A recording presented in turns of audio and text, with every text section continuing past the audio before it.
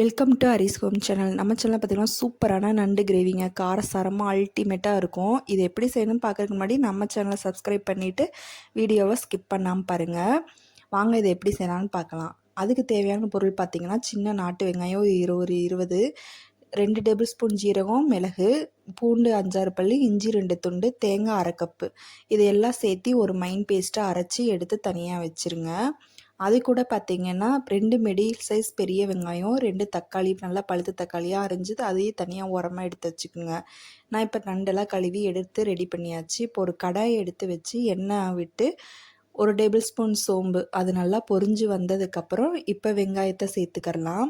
வெங்காயத்தை நல்லா சேர்த்திட்டு நல்லா கலர் சேஞ்ச் ஆகிற அளவுக்கு மட்டும் வதக்கி விட்டுருங்க.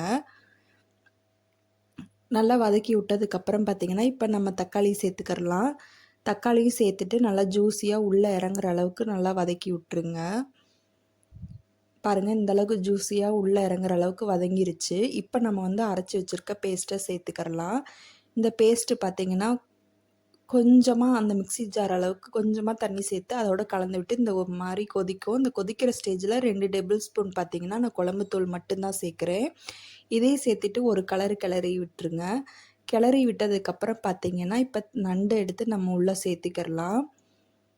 அதுக்கு முன்னாடி ஒரு 1/2 டேபிள் ஸ்பூன் மஞ்சள்தூள் சேர்த்திட்டு இந்த மாதிரி கிளறி விட்டுட்டு நண்டை இப்போ சேர்த்துக்கிறலாம்.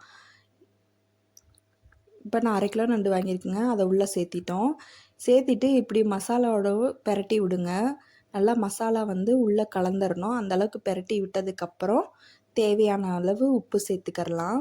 உப்பு சேர்த்துட்டு ஒரு 10 நிமிஷம் மூடி போட்டு வைங்க, வெந்துடும்.